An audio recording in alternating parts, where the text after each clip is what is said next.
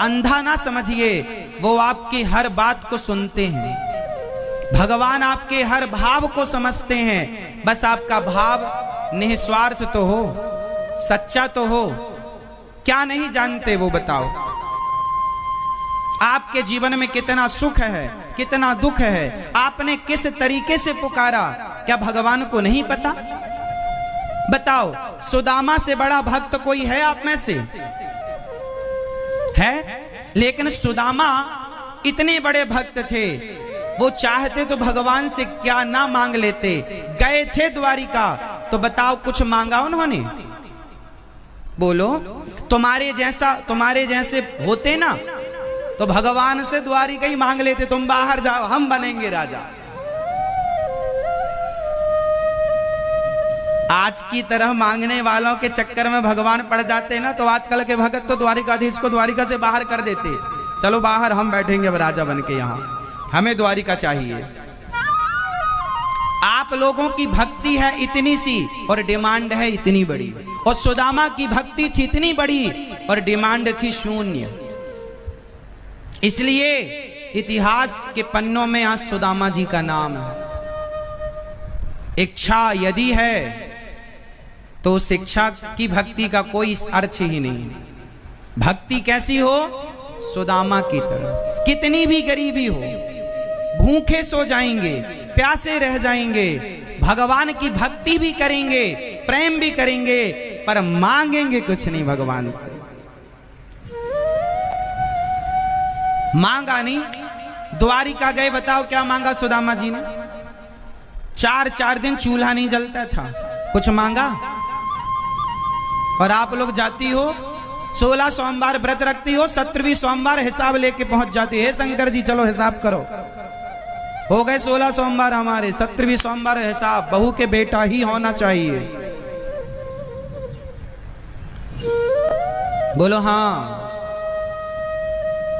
इतना स्वार्थी कैसे कोई हो सकता है? क्या भगवान को दिख नहीं रहा है कि आप पूजा कैसे कर रहे हो? तो आज से आप लोग अपने सबसे पहले अपने स्वार्थ की दीवार को तोड़ेंगे। क्या तोड़ेंगे? स्वार्थ की दीवार तोड़ दो और कोई स्वार्थ ना हो और निस्वार्थ भजन करो। एक बार मेरी बात मानकर देखो, निस्वार्थी बनकर देखो, जो तुमने सोचा ना होगा। अरे मांगने से तो उतना ही मिलता है जितना मांगा गया, पर बिना मांगे तो भगवान वो दे देते हैं जिसकी आपने कल्पना नहीं की। सोचो कि सुदामा ने कृष्ण से मांगा होता तो क्या मांगा होता? कितना मांगा होता? लेकिन नहीं मांगा तो लोगों का स्वामी बना दिया कि नहीं? बोलो हाँ। तो मतलब ये कि बिना कहे भी भगवान सुनते हैं कि नहीं? सुदामा ने कुछ कहा नहीं, सुना कि नहीं? बोलो हाँ, सुना। तो आप लोगों को क्या लगता भगवान बहरे हैं? फिर काहे चिल्लाती रहती हो भगवान, हे भगवान ये, भगवान वो?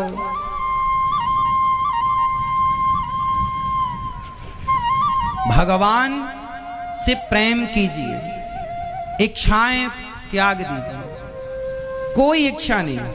ये दास अनिरुद्ध इस बात का गवाह है, मैं इस बात की गवाही दे सकता हूं। आज तक का रिकॉर्ड है, मैंने भगवान से जो कुछ भी भगवान ने दिया, मैंने इतना कुछ तो कभी मांगा ही नहीं था। कभी भगवान से कुछ नहीं मांगा। जो दिया भगवान ने वो उनकी कृपा से दिया। मैं छोटा था, मैं बचपन में गांव जाकर के, गांव के प्रत्येक घर में जाकर भीख मांगा करता था।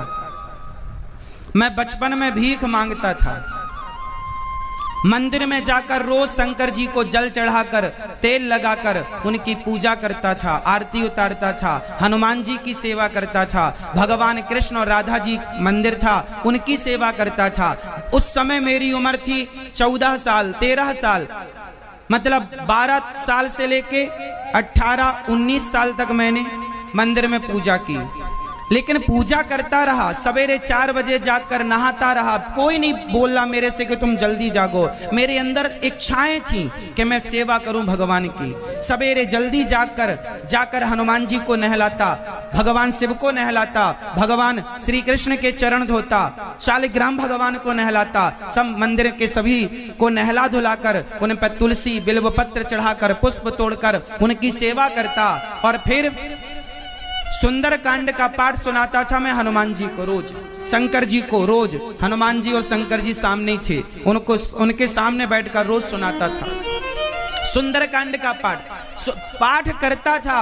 आप विश्वास मानो ना मानो मेरी माँ, उस समय तक मुझे ये नहीं पता था कि मांगना क्या होता है, कुछ स्वार्थ भी होता है क्या भगवान से। मैंने पूजा की है पर भगवान से उस पूजा के बदले कुछ नहीं चाहा, कुछ नहीं चाहा, कुछ नहीं चाहा।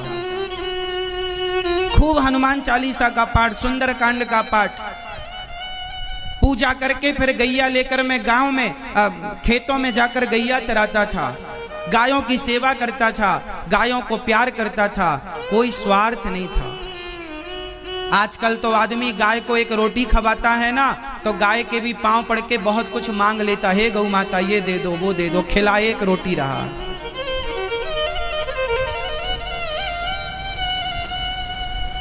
मुझे याद है मैंने कभी कुछ नहीं चाहा, कुछ नहीं मांगा, कुछ मांगा भी जाता है भगवान से ये भी नहीं पता था, इतना कम बुद्धि थी मेरी। बस करता था, सेवा करता। मैं अयोध्या जी गया, मैं संतों के पांव दबाकर सोया करता था, मेरा नियम था। जब तक साधुओं के पांव न दबाऊं सोता नहीं था। रोज मैं पढ़कर जाता, रात्रि का भोजन करता और पांव दबाता, साधुओं के पांव दबाता तो था, लेकिन इसके बदले में कोई चाह नहीं थी मेरे अंदर, बस सेवा का भाव था, करता था मैं। और एक बात बताऊं, जब आप करते हो ना, कहते नहीं हो ना, तो आपका किया भगवान देखते तो है ना मेरी माँ। ये जगत क्या देखेगा, देखने वाला तो कोई और है। विश्वास क्यों नहीं रखते आप? करो अच्छा कर्म, उम्मीद ना करो संसार से। कोई तुम्हें लात मारे, जूता मारे, गालियां देने दो, बैठा कौन है? वो न्याय करने बैठा है, वो तू कर्म कर, तू अपना काम कर। मैं बैठा हूं ना, कर्मण्येवाधिकारस्ते मा फलेषु कदाचन, तू कर तो सही। मैंने बचपन में सेवा की, मांगा नहीं, सब कुछ दिया भगवान ने, बिना मांगे दिया, मांगने की जरूरत नहीं पड़ी। मेरे जीवन की जब मैं होश संभाला तब मेरी माँ मेरे कंधे पर झोली लटका देती और कहती जा बेटा गांव से भिक्षा मांग कर ले आ, क्योंकि खाने को रोटी नहीं थी। गांव में जाता, मैं घर घर जाकर के भिक्षा मांगता, कोई आटा देता, कोई चावल देता, कोई दाल देता, मैं उनको रख के दाल की झोली में दाल, चावल की झोली में चावल, आटे की झोली में आटा रख कर ले आता। और माँ ने कहा था कि घर में रोटी नहीं है, ब्राह्मण का शरीर है, भिक्षा मांगना यही बचा है, इसके अतिरिक्त गुजारा हो नहीं सकता, तो भिक्षा मांगते और गांव के लोग बड़ी श्रद्धा से देते थे। करता था अपना कार्य, लेकिन भगवान से शिकायत नहीं थी कि हे भगवान तुम्हारी इतनी पूजा करता हूं और मुझे भीख मांगनी। आज मैं ये बात बोल रहा हूं, मन में कभी ये ख्याल नहीं आया कि हे भगवान मैं भीख मांग रहा हूं। नहीं, जो मेरे भाग्य में लिखा है भीख मांगना, वो मुझे भोगना पड़ेगा। मैं भगवान की भक्ति इसलिए ना करूं कि मैं धन्ना सेठ हो जाऊं। भाग्य का सुख दुख तो भगवान राम को भोगना पड़ा। 14 साल उनके वनवास का कार्यकाल था तो भगवान को भोगना पड़ा, तो फिर हम और आप कौन है मेरी माँ? कर्मों का दंड तो भोगना पड़ेगा और कर्म हमारे संग संग चलते हैं, परंतु अच्छा कर्म करते रहना, किसी का बुरा ना करना। मैंने आज तक अपने होशो हवास में किसी के साथ बुरा नहीं किया, किसी के साथ छल नहीं किया। मैं भीख मांगता था पर हमारे द्वार पर कोई संत आ जाते थे, कोई भूखा आ जाता था, तो उनको नमक रोटी, दाल रोटी जो थी घर में वो बनाकर हमारी माँ हम उन्हें खिलाया करते थे। संतों की सेवा करने का बड़ा शौक था मुझे बचपन से। और एक दिन जब मैं भीख मांगने गया तो मेरे साथ एक घटना घट गई। आप लोग तो जानते होंगे, आपके घर में जब कोई भिखारी आता है ना, तो आप लोग खाने का चावल अलग रखते हो और देने का चावल अलग रखते हो।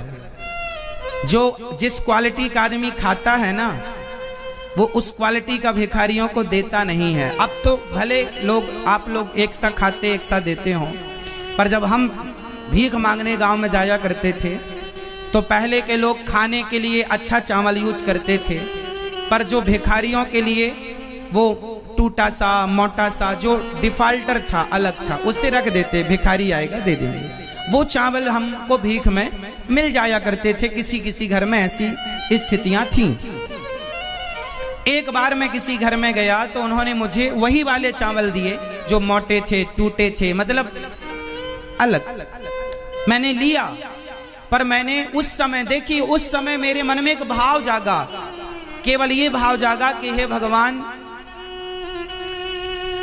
लोग ये भेद क्यों करते हैं? अपना कुछ खाते हैं, गरीबों को कुछ खिलाते हैं। हे भगवान, यदि आपने मुझे कभी योग्यता दी, सामर्थ्य दी, तो मैं अन्न क्षेत्र चलाकर साधु संतों की द्वार पर आए प्रत्येक अतिथि की अन्नदान से सेवा करूंगा और वही खिलाऊंगा जो मैं स्वयं खाता हूं, वही खिलाऊंगा। और आप कभी गौरी गोपाल आश्रम आइए, आपका निमंत्रण है, सादर आमंत्रित हैं। गौरी गोपाल आश्रम में 30,000 लोग रोज खाते हैं। मैंने बचपन में जो भिक्षा मांगी और मैंने जो भगवान से प्रार्थना की कि प्रभु कभी आप सामर्थ्य बनाओगे तो मैं अतिथि सेवा करूंगा, वो एक बार कहा और भगवान ने सुन लिया। और आज अतिथि सेवा करने की जिम्मेदारी भगवान ने दी। कोई भी आए, अब सोचिए कि 30,000 लोग पर डे भोजन करते हैं। कभी आकर अपनी आंखों से देखना, मेरी बात पर यकीन मत करना। अपनी आंखों को देखो, अपनी आंखों से 30,000 लोग सवेरे से लेकर रात्रि के 11-12 बजे तक, 2 बजे रात के भी कोई आए तो उसे भोजन मिलता है। गौरी गोपाल आश्रम ये अन्नदान की सेवा है। पूरे भारत देश की सबसे बड़ी रसोइयों में 5वें नंबर की रसोई है। मैंने मांगा नहीं कुछ, मैं तो भिखारी था, भिखारी हूं। आज भी सनावद में आकर मैं भीख ही तो मांगता हूं सनावद वासियों से, भैया थोड़ा थोड़ा दान करने लायक हो, दे सको तो दो। मैं आज भी तो यही मांगता हूं। मैं तब भी भिखारी था, आज भी भिखारी हूं, क्योंकि इस भीख से ही इस भीख से ही 272 माओं की सेवा और हजारों भक्तों की सेवा होती है। मैं कभी घमंड नहीं करता, क्योंकि मुझे अपनी औकात पता है। मैं एक भिख मंगा हूं, एक भिखारी हूं, और भिखारी की हैसियत कितनी होती है। भिखारी अभिमान करने के योग्य होता है क्या? भिखारी को अभिमान किसका होगा? मैं तो आज भी अपने आप को भिखारी मानता हूं, इसलिए अभिमान किस बात पर करूं? किस बात पर अभिमान करूं? इसलिए अभिमान नहीं करता, केवल कार्य करता हूं, सेवा करता हूं, और जिम्मेदारी भगवान ने दी, निभा रहा हूं। मेरा कुछ नहीं है, तेरा तुझको अर्पण क्या लागे मेरा। लेकिन एक बात आपको समझा रहा हूं कि मैंने भगवान से एक बार ही कहा है, जो 1-2 बार कही हो बातें तो भगवान ने सुना। बार बार मुझे बोलना नहीं पड़ा, मैं बार बार भगवान से कुछ कहता नहीं हूं। सच्ची बताऊं, जो कहता हूं भगवान तुरंत पूरा कर देते हैं। तो मैं नहीं चाहता कि मैं अपने कारण भगवान को परेशान करूं। मैं सुबह कहता हूं कुछ, शाम तक पूरा हो जाता है। ये मेरे एक बार के नहीं, कई बार का प्रैक्टिकल है। मैं कहता भी नहीं हूं, मैं सोच लूं कोई काम तो सुबह सोचूं, शाम तक वो कार्य होने की स्थिति में आ जाता है। फिर मैं सोचता हूं कि मेरे गोविंद मेरे लिए कितना परेशान होते हैं, इसलिए मैंने अब कुछ भी कहना छोड़ दिया। मैं भगवान से कुछ नहीं चाहता, अब तो भगवान से ये चाहता हूँ कि हे प्रभु, मेरा मन सदा आपके श्री चरणों में लगा रहे, एक पल के लिए भी आपसे दूर ना हो, हर पल आपके चरणों में मन लगा रहे बस। अब भगवान से कुछ मांगने की चाह खत्म हो गई, क्योंकि भगवान ने मेरी हैसियत, मेरी औकात से ज्यादा दे रखा है।